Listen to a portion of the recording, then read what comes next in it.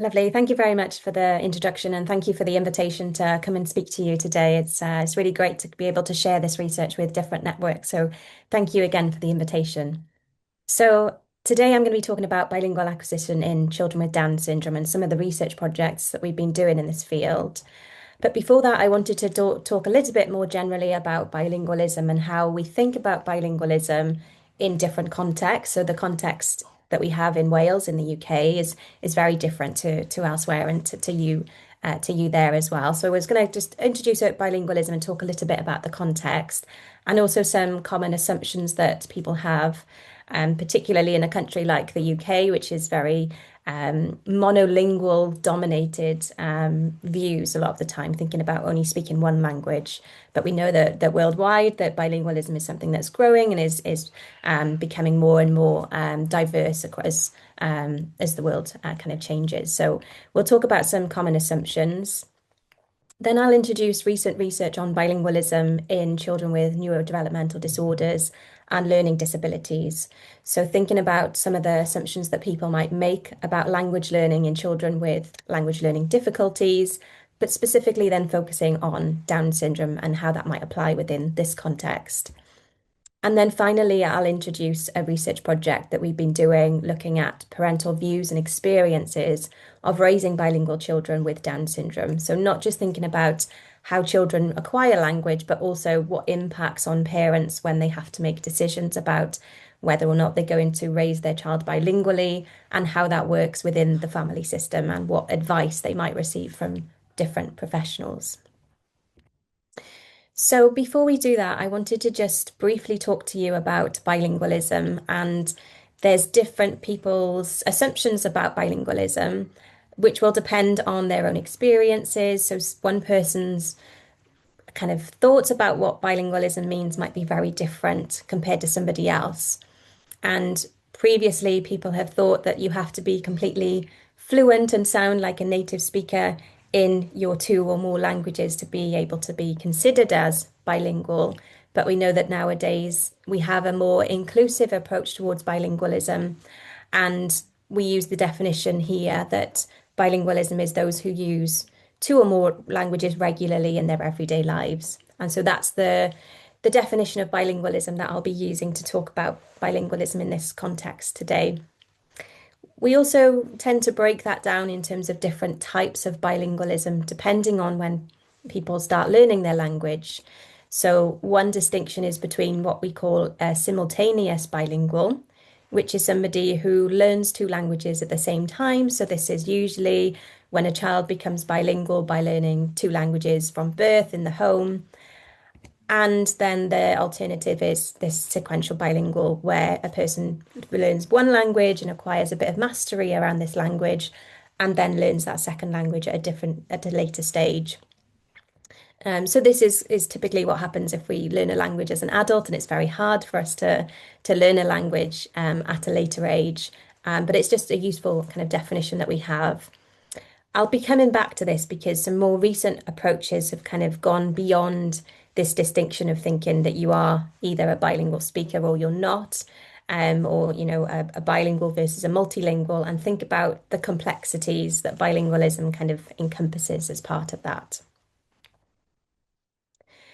I'm sure you're all aware of maybe why bilingualism might be important, and depending on your context, depending on your circumstances, there might be different reasons why people decide to become bilingual, or maybe it's not a decision that's taken and it's just a natural part of everyday life. But we know that research suggests that there's lots of reasons why bilingualism is important, and it's important for children to maintain bilingualism wherever possible.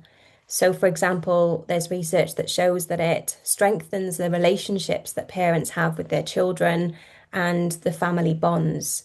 So if you're engaging in your native language or your heritage language, then the way that parents interact with their children means that they develop that stronger connection, which we know is really, really important.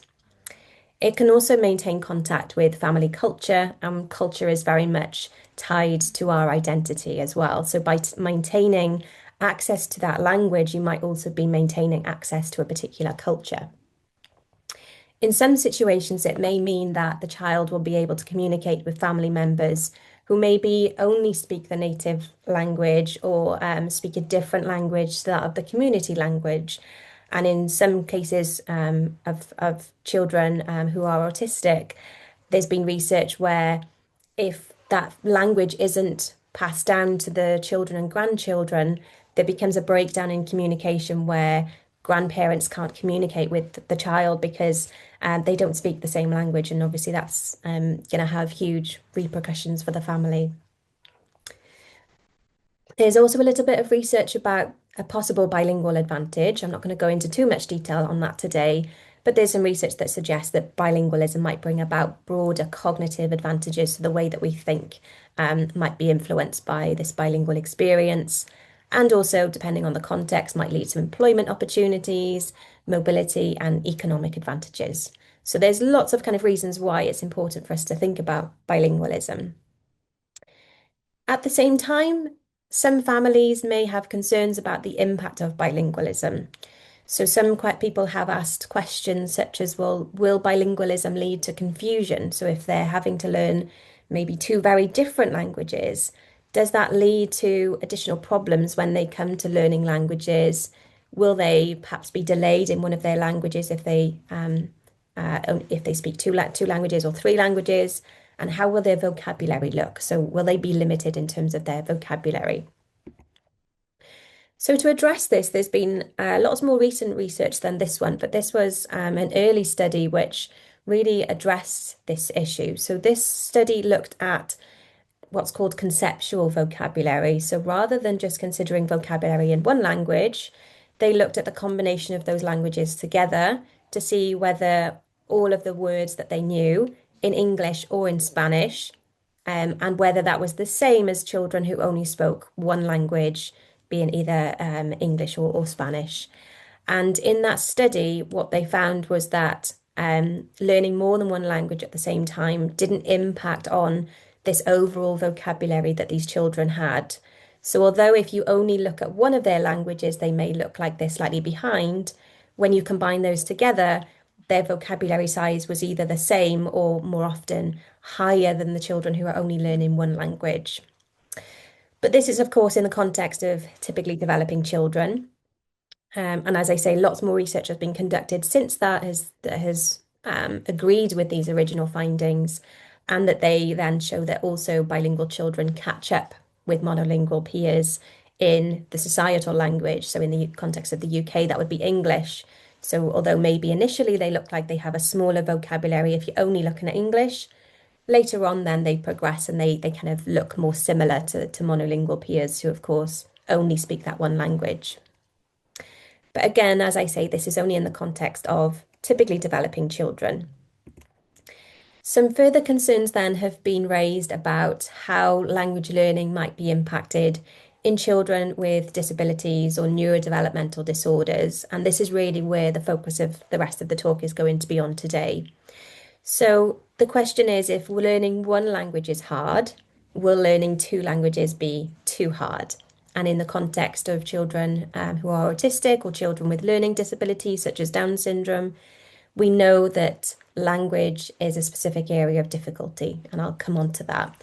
So this is kind of the reason why some people may have concerns about the impact of bilingualism then.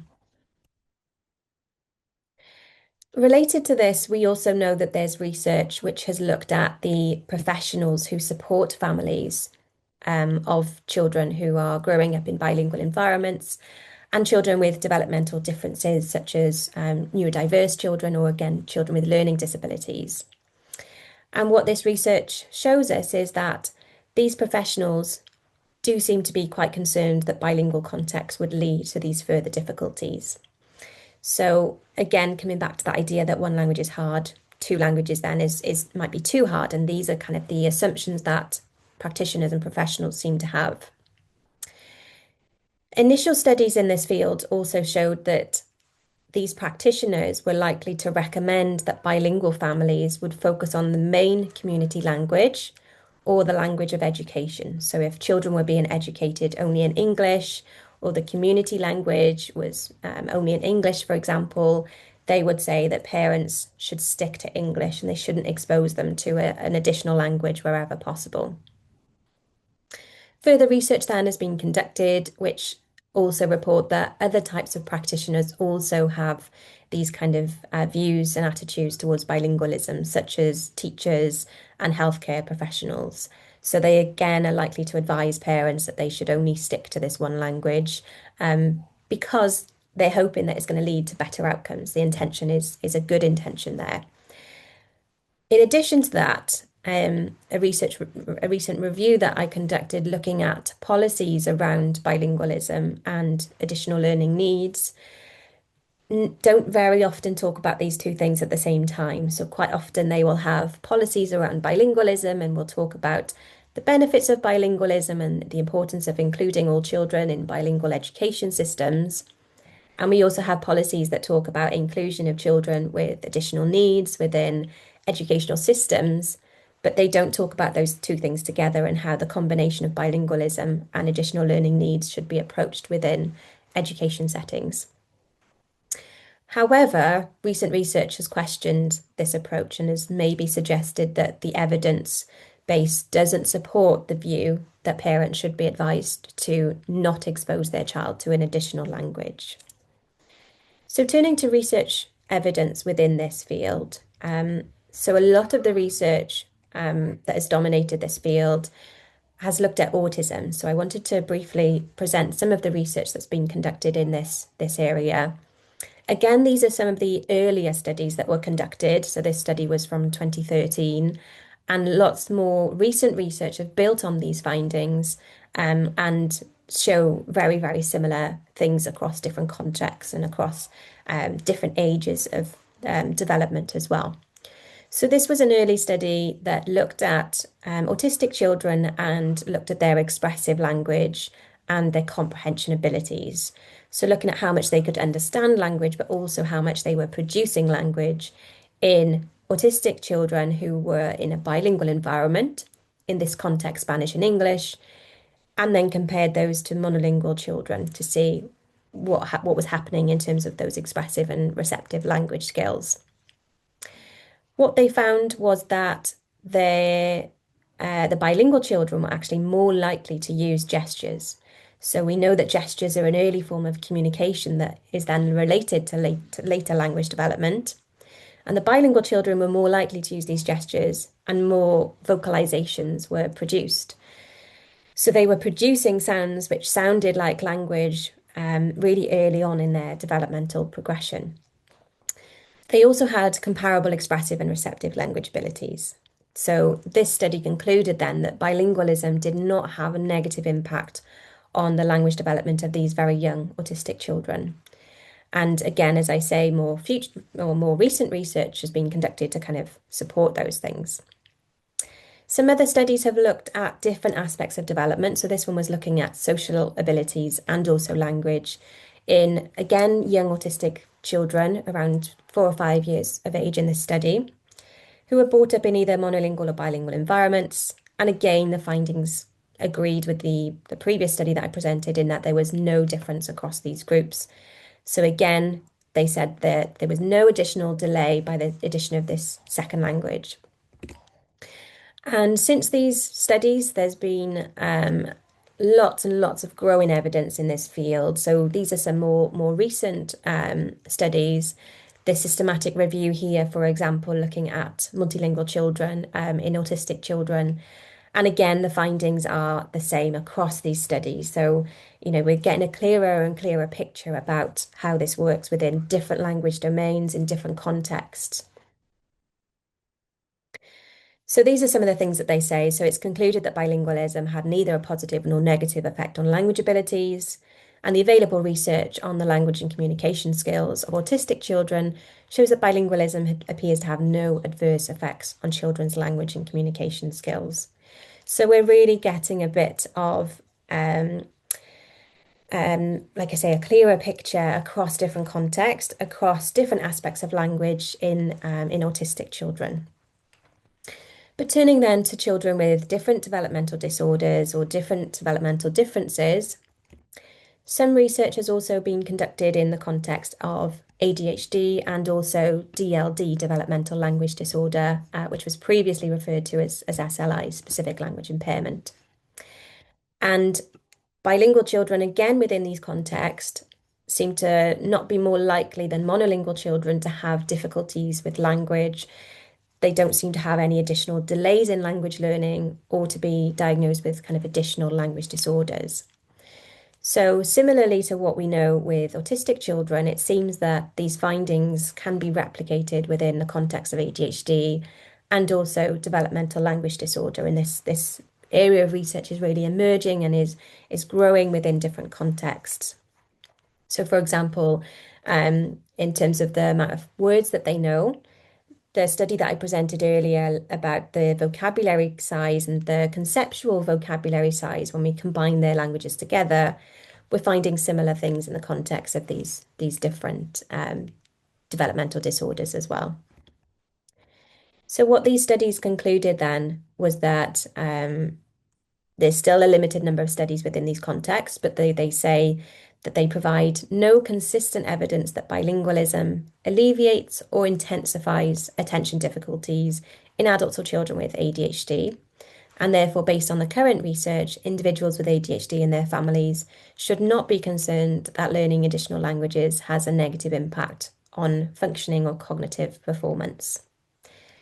Then with the study on DLD, we know that DLD impacts executive control, and they found that this was the case compared to typically developing children, but it wasn't modified by bilingual experience. So being bilingual did not have an additional detriment to these children's development in terms of their language skills.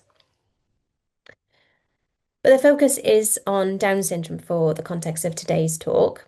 So there's been very, very limited research in the context of Down syndrome. And so that's going to be what I'm going to be focusing on for the remainder of the session today. So before I go into that research, I wanted to introduce what Down syndrome is more generally. You know, you may know quite a lot about Down syndrome, or you just may know of it, but maybe don't know what the causes are and how it impacts on development. So Down syndrome is the most common chromosomal disability. So Down syndrome happens because there's an extra copy of the 21st chromosome. So you can see in the image there that there's a little pink chromosome, which is an extra one that's kind of added in there. So typically we have 2 copies of every chromosome. We have this extra copy on the 21st chromosome. So that's why Down syndrome is also referred to as trisomy 21. And that extra genetic material is replicated then, usually in all of the across the entirety of an individual with Down syndrome. In terms of its frequency, recent studies have suggested that 1 in every 700 to 1,000 live births are an individual with Down syndrome. We know that the rate of Down syndrome is higher than that, but of course, some people make the decision not to progress with the pregnancy if they know that there's a possibility that their child might have Down syndrome. We also know that maternal age also impacts on this. So mothers who are of an older age when they are pregnant are more likely to have a child that has Down syndrome. At the same time, more and more people are making a decision to have children later in life. So we're seeing an increase in terms of the occurrence of Down syndrome. But at the same time, we also have more and more prenatal testing. So there's a lot more accuracy in being able to predict whether an individual might be born with Down syndrome. So there's been some kind of recent changes in terms of that frequency, but it's roughly around 1 in every 700 to 1,000 live births. We know that it also impacts on a huge range of development. So it impacts on cognitive development. So we typically see that individuals with Down syndrome have lower cognitive abilities than the general population. So their intelligence, if we're looking at kind of intelligence tests, they tend to not do as well. And, you know, have learning disabilities as a consequence of that. It also impacts on physical development. So individuals with Down syndrome typically have physical characteristics that are very common in terms of those with Down syndrome. One of them being that they tend to have a larger tongue than typically, which means that it's quite difficult to make these speech sounds if we're thinking about language. We also know that there's a large impact on linguistic development, and I'll go into this in a little bit more detail later. But we know that specifically language and communication skills are specifically impacted in these individuals with Down syndrome. At the same time, there's quite a lot of individual variability. So, although we tend to see these patterns that we expect to see in terms of development, we also need to consider at the individual level and what their strengths and challenges might be. So, like I say, children with Down syndrome have these substantial difficulties with Down syndrome, and therefore, these are some of the additional things that we need to consider when we're doing research with these populations. So, the research I'm going to be talking to you about today was in collaboration with Dr. Irini Sanudaki from Bangor University. So, this was one of the first studies into bilingualism in Down syndrome, but this was the first study to be conducted within the UK context. So, in terms of cognition, I mentioned already that cognitive skills tend to be lower than the general population. So, the general IQ in children with Down syndrome and adults with Down syndrome seems to be between 40 to 70.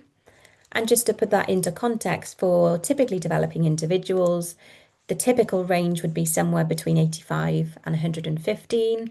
So the average IQ score is 100. So you can see that for those with Down syndrome, it's quite substantially below that.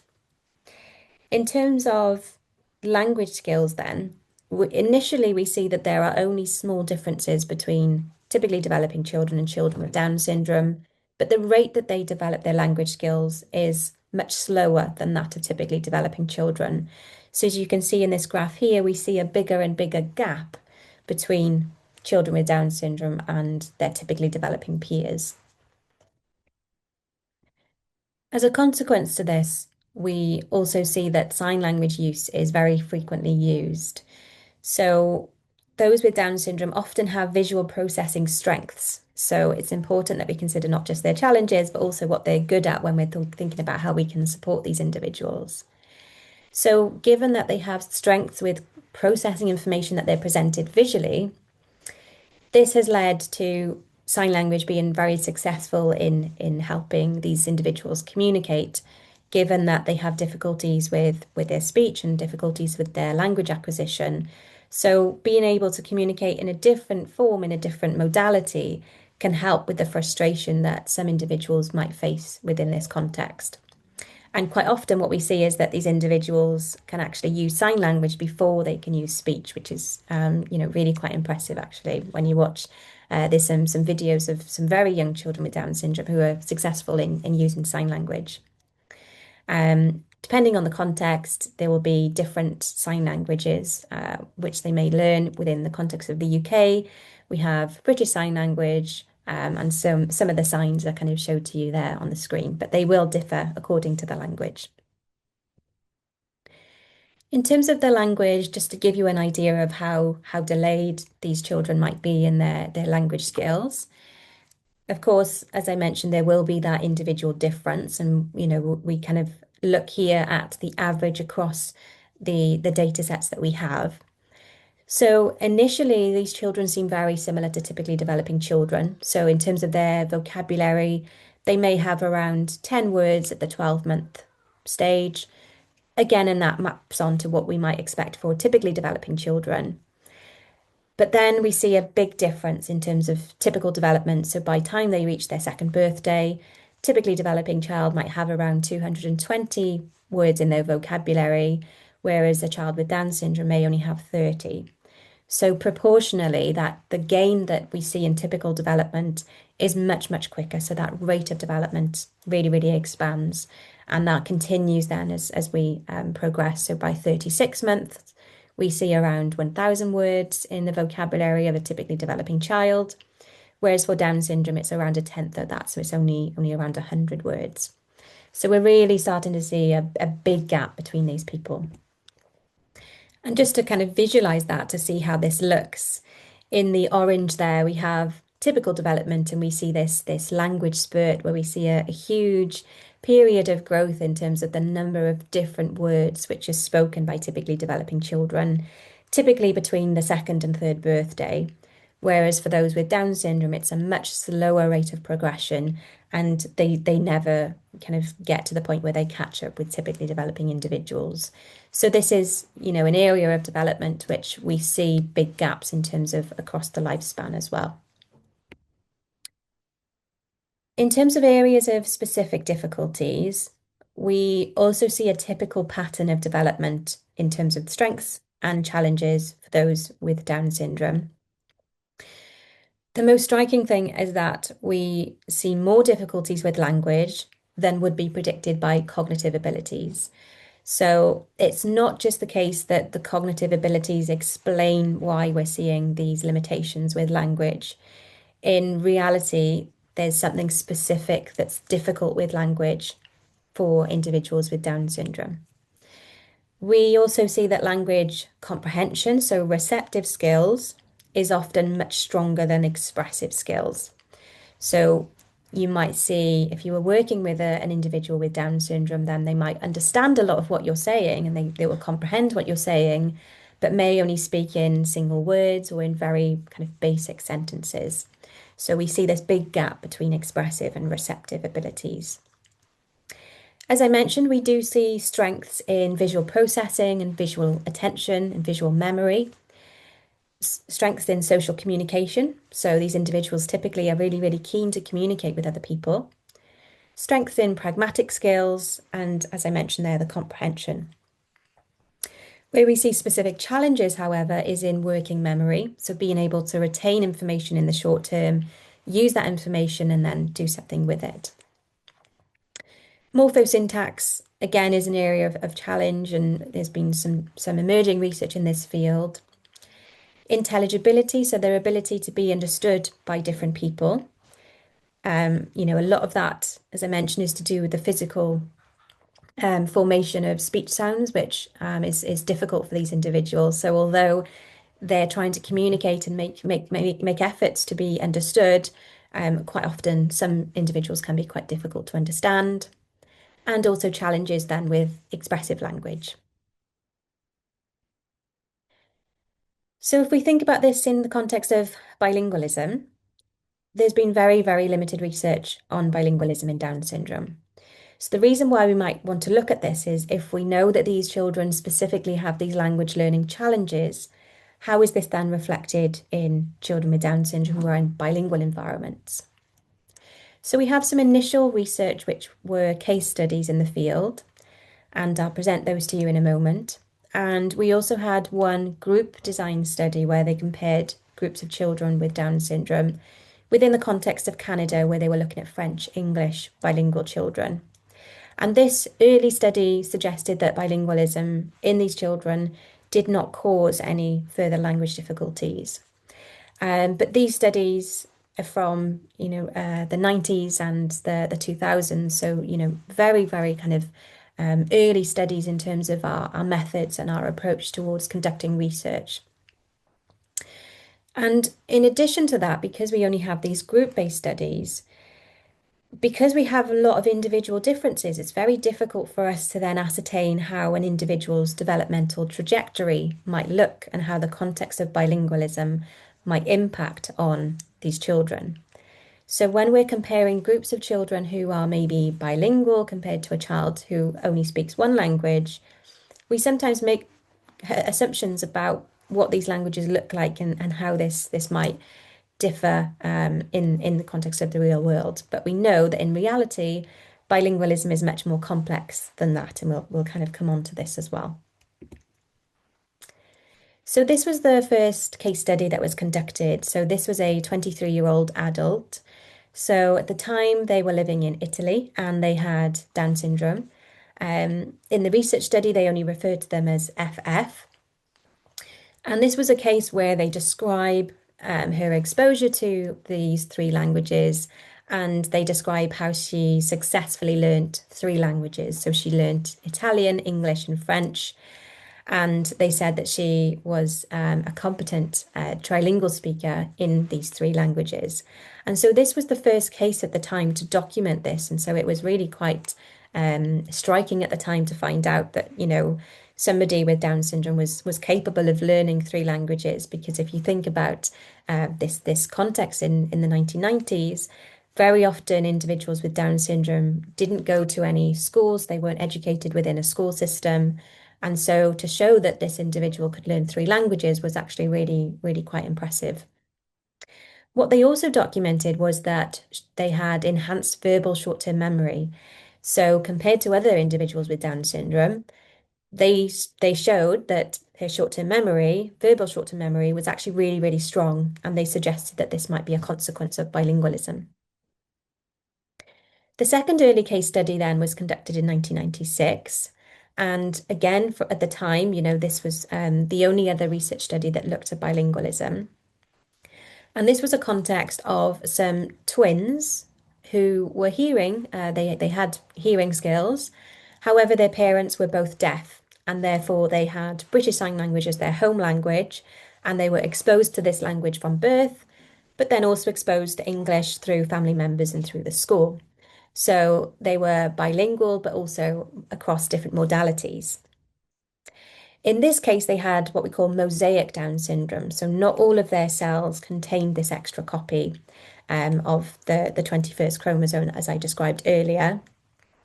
So that's something to kind of bear in mind. But the research showed that they were functionally bilingual, and that was kind of their definition that they used, and had relatively high fluency in both BSL and in English. So again, kind of, very, very striking findings at the time that children with Down syndrome were kind of capable of learning two languages. But going back to what I said earlier, we know that parents and professionals often have concerns about language delays and language confusion. And there's this cumulative effects hypothesis, which suggests that learning two languages might impair or further delay their development. So what happens then in the context of bilingual? That's exactly what we're trying to address with this research. I mentioned earlier that research studies tend to look at bilingual individuals compared with monolingual individuals, but in reality, there are a lot more things to consider. So, for example, we know that their proficiency might impact on their experiences. Their experiences might impact on proficiency. We also know that the context of exposure impacts this. So if you have a language that you're learning in an academic context, the type of language that you learn is very different to if you learn language at home. We know that the way that language is used in reality has an impact on children's proficiency and on their vocabulary, on their confidence of using it. The age of acquisition. So I mentioned earlier that distinction between simultaneous and sequential.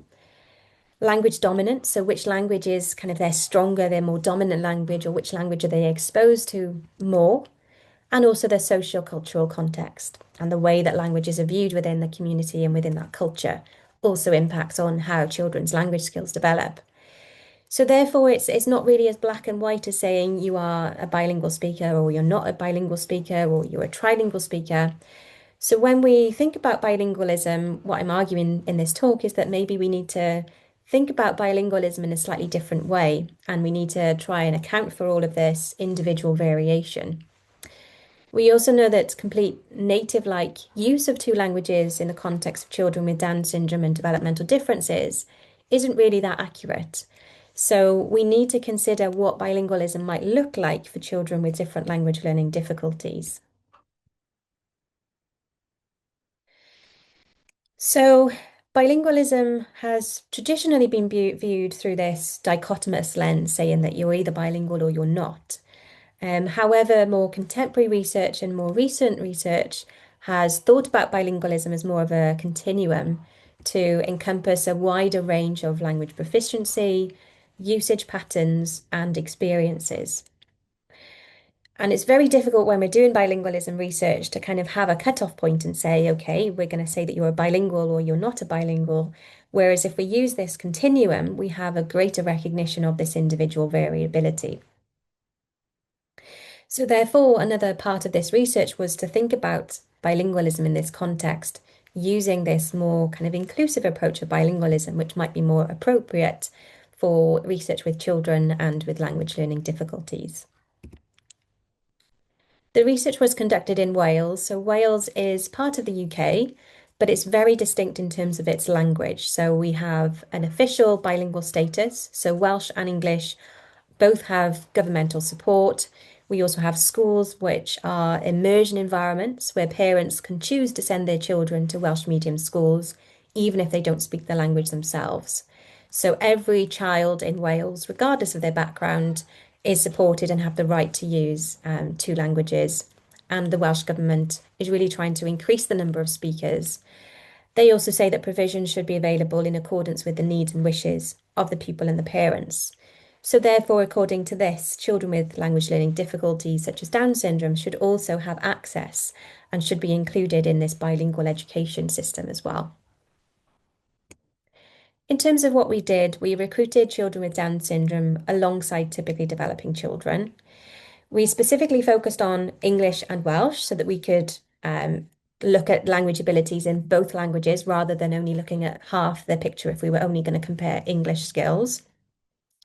And we included a range of different experiences, whether this was children who had Welsh as a home language, children who maybe had English as a home language, also children who then opted to learn Welsh at school. And sometimes there's schools which have bilingual routes where they speak both Welsh and English in different contexts. We considered a range of different things. So we asked about the age of exposure, what languages were spoken at home and school, how much were they exposed to each of their languages in different contexts, how proficient were they, so that we had then had a really detailed information about their language history, which would enable us then to use this bilingual continuum for this population. We also considered things like their developmental age, socioeconomic context, and also their chronological age when we were kind of conducting these analyses. In terms of the children themselves, we had typically developing children, and we also had children with Down syndrome and who had a huge range of bilingual experiences. So some had very limited exposure to two languages, whereas other children, would be seen as more balanced bilinguals and spoke both of their languages quite equally. In terms of their ages, they were around 9.5 in terms of years. But the typically developing children were younger because we compared the groups on their developmental age. So the children were matched on their developmental abilities, which meant that the typically developing children were younger, but we had similar socioeconomic status in terms of their background, similar overall exposure to Welsh, and similar overall lifetime exposure and age of exposure. We used a range of cognitive tasks. So we assessed their non-verbal cognitive abilities using an assessment called the KBIT. This is a very engaging and interactive task for children with Down syndrome because we know that they have these visual processing strengths. So we selected this one specifically because of that. It's got coloured pictures and it's a general intelligence test, which allowed us then to make sure that the typically developing children were comparable to the children with Down syndrome in terms of their general development. As I mentioned earlier, we know that working memory is a difficulty for these children. So we also needed to make sure that we were assessing their working memory using a digit span task. So this included them having to repeat digits in the same sequence from 2 digits upwards. And then we would assess them and compare them to the typically developing children. We used a huge range of language assessments, both in English and also in Welsh. The primary one that we used is called the CELF Preschool. So this is a clinical assessment which is used to assess language skills in English, and it gives us measures of core language, expressive language, and receptive language. We also then wanted to look at vocabulary in Welsh specifically. Unfortunately, and as with a lot of minority languages, there aren't very many standardized assessments. So the only one that we have available is called the Prawf Geirfa. And this one is a receptive vocabulary assessment. Again, it's very engaging because it has pictures and it's non-verbal, so children point to the correct response. We also then had measures of phonological awareness, so children's ability to identify different speech sounds, to identify rhyming words and syllables. But for the sake of the talk today, I won't go into any detail on that, but I'm happy to answer any further questions. So what we were looking to ask with this research was, does the degree of exposure to the minority language, in this context Welsh, have an impact on English skills? So therefore, did having more exposure to the second language reduce their language skills in English? So are we seeing this effect where greater exposure to this additional language had a negative impact on their first language skills or vice versa? And this is what we found. So we were looking to see whether we could predict English language abilities by taking into account how much exposure they had to Welsh. So we conducted a hierarchical linear regression and looked to see whether we could predict receptive vocabularies, receptive skills, or their understanding in English after we considered for their cognitive development, their working memory, and their chronological age. And what you can see very clearly here is that there is no discernible pattern. So we don't see that the children who had more exposure to Welsh do more poorly in English, and also those who had less exposure to Welsh, they didn't therefore have stronger English language abilities. And importantly, this was the case for both the typically developing children and also the children with Down syndrome. So we see a very, very similar pattern here. And we managed to predict quite a large range of variability in language outcomes by looking at non-verbal cognitive abilities, working memory, and chronological age. So this actually accounted for 57% of the variability in language outcomes, whereas language exposure to Welsh didn't have any relationship with their English language skills. We then did exactly the same analysis, but this time we looked at expressive skills. So we know that expressive skills are more challenging. So therefore we thought if we're going to see any difference, we might see it with expressive language skills. But again, we see that there is no impact here, so that more exposure to Welsh did not mean that their English skills were lower. We also then compared groups just to kind of replicate previous findings. And this is what we found. So the children with Down syndrome are in the lighter two bars there. We looked across their core language skills, receptive language skills, and expressive language skills, and we saw no evidence that there was any significant difference between the two groups of children with Down syndrome, the bilingual children and the monolingual children. So they were performing comparably when we were comparing their language skills. The only difference that we did see, and what you'll see, is that there's higher performance in the typically developing children. So this is because we know that these children do have significant difficulties with language. So what does predict language skills in these populations? If we're thinking about interventions to support bilingual children, what is it that is specifically related to language outcomes in these children? What we see is that across the children with Down syndrome and also the typically developing children, the strongest predictor of language skills is actually their non-verbal chronological age. And this aligns with previous research and again suggests that cognitive ability is a key factor and is really linked to language skills. But interestingly, for children with Down syndrome, we also see that short-term memory or verbal working memory is also predictive of language outcomes, specifically for children with Down syndrome, but not for the typically developing children. So if we're thinking about interventions, then short-term memory skills is something that we need to think about for these bilingual children. So therefore, this suggests that continuous approaches to bilingualism better account for this individual variability that we see in individuals with Down syndrome. And therefore, research in this field needs to really think about children's backgrounds and how exposure might differ across context in order to really account for what their language skills should look like. Importantly, bilingualism did not impact negatively on these children's language abilities, and specifically having more exposure in terms of what age they were exposed, but also how much they were exposed, did not negatively impact language skills. And that was the case for typically developing children and all those with Down syndrome. This therefore suggests that if we're in context where bilingualism is a possibility, we need to think about how we can include these children in these opportunities. So clinicians should adopt an evidence-based approach when they're advising families, rather than saying, they're not going to be able to do it. And some families were, shared some really, really strong messages here that they said, rather than assuming that they couldn't be bilingual, they first wanted to give them the opportunity for them to try. Finally, then, I know we're running towards the end of time, but I wanted to present to you a recent study that we've conducted on caregivers' perspectives on raising children with Down syndrome bilingually. So really thinking about what advice they receive and how they feel in terms of their confidence in raising bilingual children. So this paper was actually published earlier this month in the International Journal of Language and Communication Disorders. It is available open access, so if you're interested, then please do go and have a look.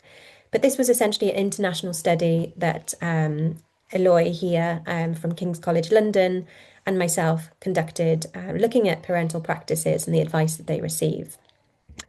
So although we know that there are a lot of misconceptions made around bilingualism, there's also a limited understanding of how bilingual families feel and how these parental perspectives are impacted across bilingual contexts.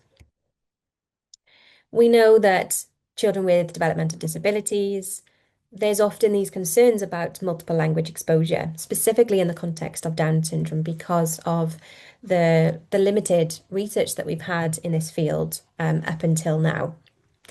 We also know that practitioners, as I mentioned earlier, potentially advise parents not to expose their child to an additional language, but these studies, again, are not focused on children with Down syndrome and are also conducted quite some time ago.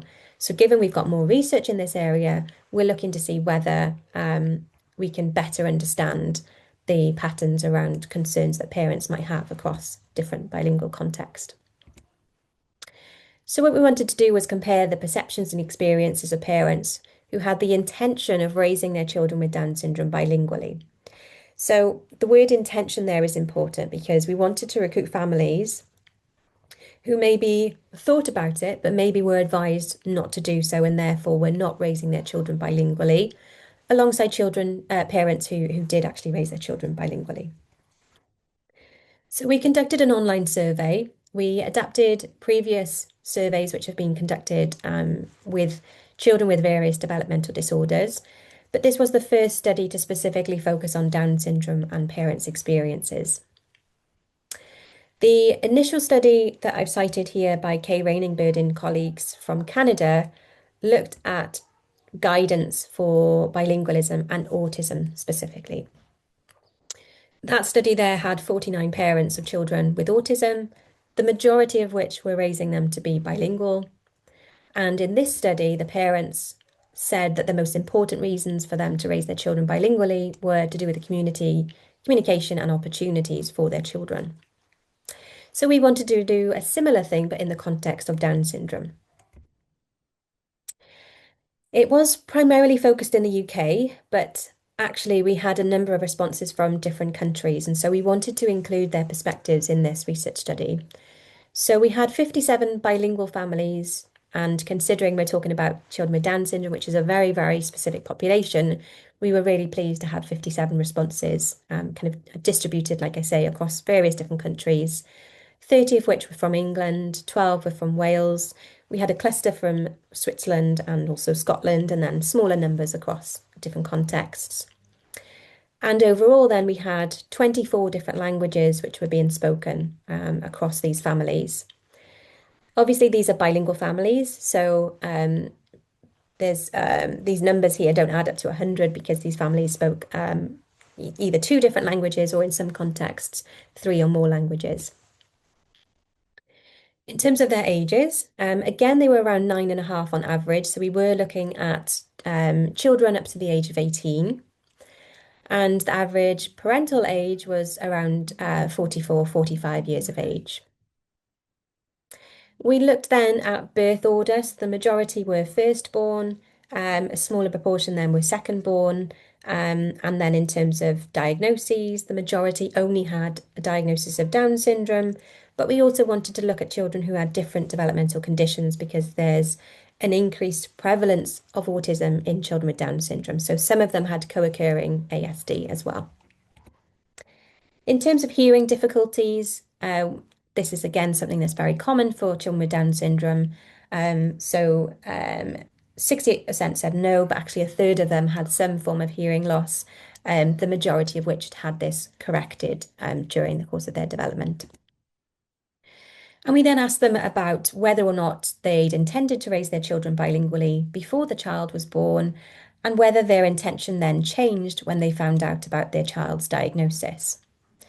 So the majority had indicated, so almost 88% had said that they were going to raise their child bilingually. A couple were undecided, and two of them had already decided that they weren't going to raise their child bilingually. However, when their child had the diagnosis of Down syndrome, the majority reported that the diagnosis did impact on their final decision. So these ones here said yes, because their child had Down syndrome, they kind of questioned their approach. So 70% of which it impacted their decision making. In reality, however, a significant majority of them did actually choose to raise their children bilingually, which we were really pleased to see. So 50 of them, 87% of them did decide to raise their children bilingually. We then asked about the children's language skills in their home language and also their other language. And what we found was this aligned with previous research. So they were stronger in their expressive skills, but not so strong. The other way around. They were stronger in their receptive skills, but not so strong in their expressive skills. But we saw a very, very similar pattern across the two languages that they spoke. So overall, there was no difference between their home language and their second language, but we did see that they were stronger in their comprehension of language. We then asked parents about how important it was for their child to be bilingual. And we also compared this then to any siblings that they had. Across the different locations, so we split this by different contexts to see if this made a difference, but there was an agreement across all of these countries that bilingualism was actually very important for them and for their child. We did, however, see that there was a difference between children with Down syndrome, which are presented here in the red, and typically developing children presented in the blue. So for parents of children with Down syndrome, it was slightly less important for them to be bilingual, but if they had a typically developing sibling, it was more important for them to be bilingual, which I think is quite interesting in itself. We then asked about their motivation. So why did they choose to raise their children bilingually, or what influenced their decision making? The majority, so the strongest reason, was communication with family members. So the majority of them said that that was the most important thing, was that perhaps their parents or their grandparents spoke a heritage language or a different language, and so they really wanted to maintain that connection. The second reason then was to do with communication with the wider neighbourhood and at school. So 17 of the 57 respondents said that that was kind of their next most important priority. The next reason was the impact on cognitive development. This was actually a really interesting finding. So some of the families actually said that they wanted their children to be bilingual because they thought that this would then enhance their cognitive skills.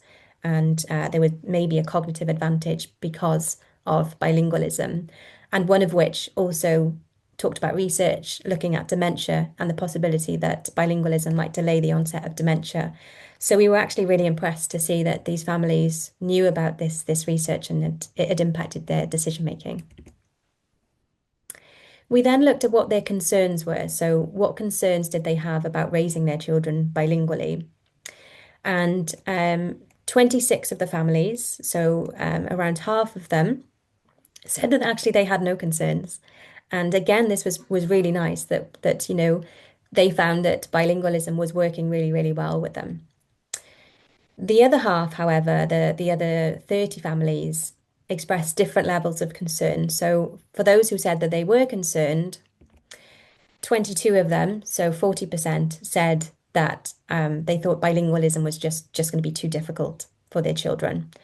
And an equal number said that their main concern was the lack of professional support around bilingualism. So they didn't feel like they were necessarily supported in their decision to raise their children bilingually, or they didn't have access to services which were bilingual.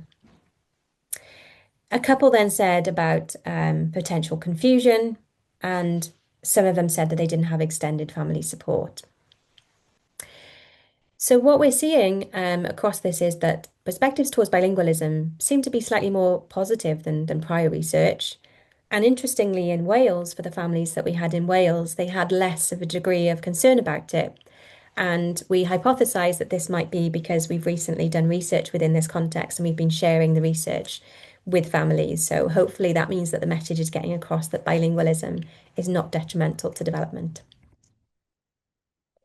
In terms of where the advice came from for families and what advice they had, this is very mixed. So this was our main takeaway message here. So a lot of them didn't actually receive any advice. So, that kind of left these families in a position where they didn't know what to do because nobody knew how to support their children bilingually. We found that actually only a very small proportion of families received advice explicitly not to raise their children bilingually. And again, that suggests that we're seeing a bit of a change here in terms of practitioners.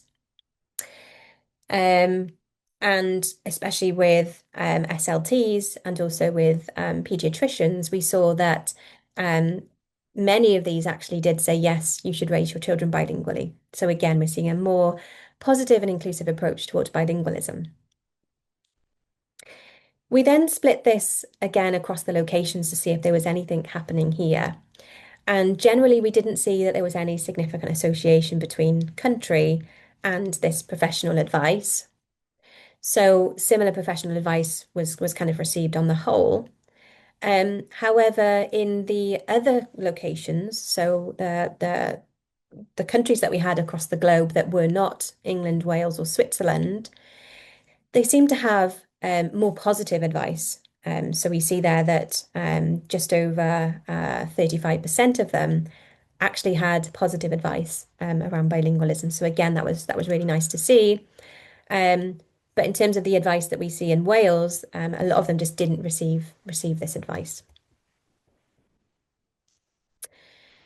So most of the families receive varied advice, and in the paper we go into this in more detail. But we say that this is actually problematic because if one person tells you this is a good thing, you should raise your children bilingually, and somebody else says no, this leaves parents feeling really, really confused, and they don't know what to do to best support their children. Speech therapists specifically mainly gave positive advice, with fewer advising against bilingualism, which is good to see because there's specific guidance around bilingualism in the UK. So speech and language therapists seem to be following those kind of guidance. Those who are more likely to have mixed advice or some negatives were social workers and health visitors and some psychologists. So in terms of areas of future development, I think we need to kind of target those professionals as well. And then finally, in terms of the decisions that families actually make, despite the concerns that families have and despite the advice that they might receive, the rate of actually deciding to raise their children bilingually was actually really, really high.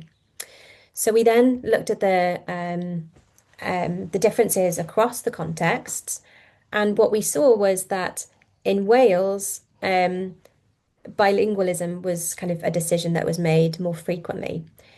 So again, we're kind of suggesting that the advice that they receive makes a difference. So that the families who actually received advice on bilingualism were more likely to continue to promote bilingualism, but also that we know that research also impacts on how families feel about this. And again, we're kind of taking that away as a positive message. So this just splits it then according to the advice that they received. So you can see on the right, I'm hoping it's on the right on your side as well, that those who received positive advice, so the yes advice, were more likely to then be the red ones there who chose bilingualism. Whereas if their advice was no or the advice was more mixed, they were more likely to then raise their children with just that one language. I'm gonna skip over these final ones. These kind of talk about success at raising their children bilingually. And I just want to share with you some of the comments that we received from families. So, for example, here, many people told me not to burden my son with Down syndrome to two languages. I'm glad I didn't listen to them. Bilingualism has been successful. I believe it's provided more cognitive benefits. Didn't want to limit my child's opportunities because he has Down syndrome.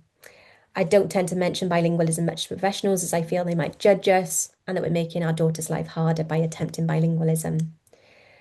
Others say that there is just no advice and support. And again, I think this is something we can work on.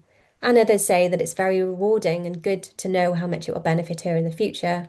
When she responds to a conversation in home language, it's delightful. So there's a real contrast here between personal experiences and these negative perceptions towards bilingualism, whereas actually these families are saying it was really, really positive in their experience. And then just to kind of finish, I just wanted to draw your attention to these research outputs. So if you are interested in reading any more, these publications are all available open access. So we have two papers there looking at language outcomes in bilingual children. And then we also have this paper on parental attitudes and experiences, which was published earlier this month.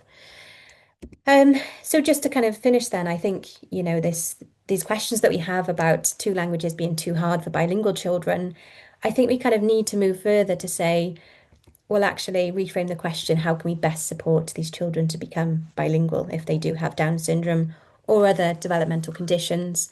And then look about how we can expect them to develop so that we can then support them more effectively. We do need more longitudinal studies in this area. So to date, there's no research looking at children's actual skills if we're tracking them over time, but that's something that we're going to be working on this year as a next step. So just wanted to close by saying thank you very much for your attention and for listening. Diolch yn fawr in Welsh, and I'm happy to answer any questions that you have.